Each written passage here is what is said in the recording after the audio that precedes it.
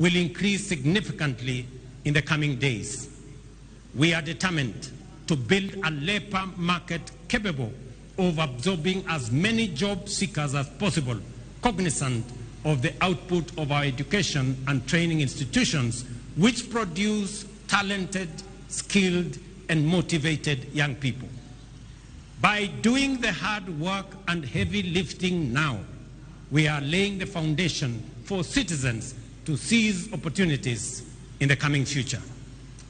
As we do this, let us reflect on the lessons of history and rise above our political differences to deliver for Kenya.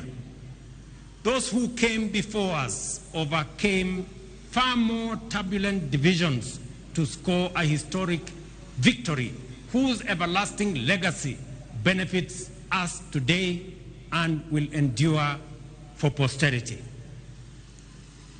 As they fought hard to reclaim our sovereignty, the enemies of our freedom deployed state-of-the-art technologies of the time, the radio and the aeroplane, to disseminate disinformation and propaganda.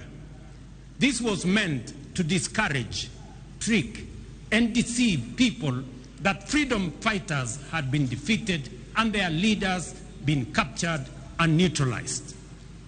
Our heroes and heroines were not deterred and inspired by the righteousness of their cause and the transformational moment they were in, soldiered on courageously. On 12th December, therefore, every Kenyan witnessed their vindication as our majestic flag rose and collectively we reclaimed our proud Jamhuri.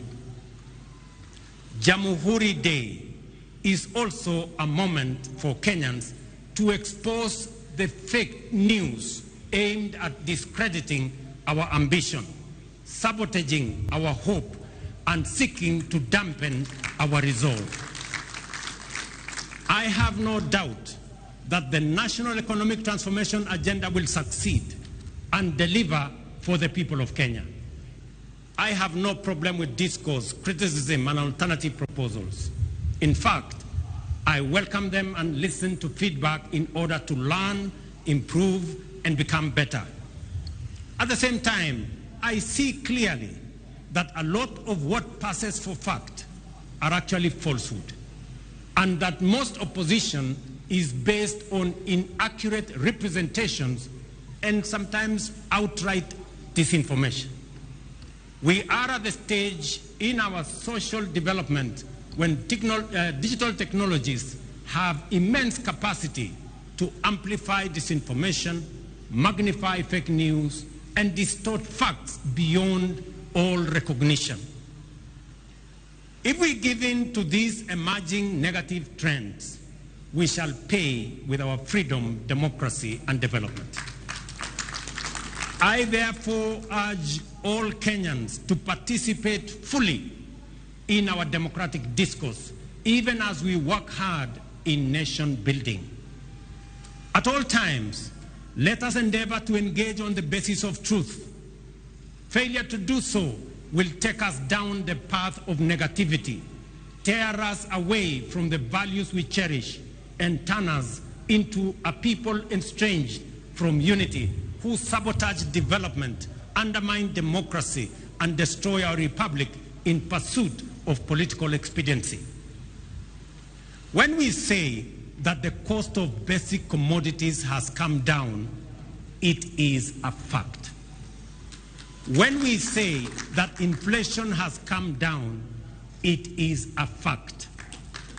When we say that our farmers are producing more and better, it is a fact. When we say that Kenyans who have registered for Taifa Care are receiving better services than before, it is a fact. We encourage everyone, including our critics, to engage on the basis of facts and the truth. If some of us persist in the culture of reckless negativity, for how long will cynics mobilize Kenyans to deny facts that they can feel, that they can touch, and they can see.